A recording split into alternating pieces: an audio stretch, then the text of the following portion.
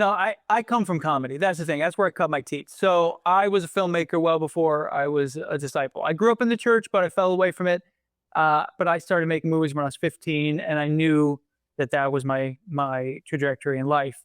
Then God called me into His realm and to come into the kingdom and to spread the gospel. And so, in doing that, I merged the two things that I love the most, which was filmmaking and comedy and faith. And then I wrote this one, and this one had the comedy elements, had the comedy structure, but it had the deep faith. It had a lot of good morals, had a lot of good values. It had the God touch. And when this screenplay came out of me, that's when things started to actually move to make this feature. The financing came together. I had already raised my end of the financing, but the financing came through finally fully with this one.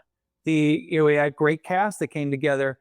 The locations came together. It was just one of those things where God was just moving on this one. And so this was the one that came out. And I'm so blessed to God for making that.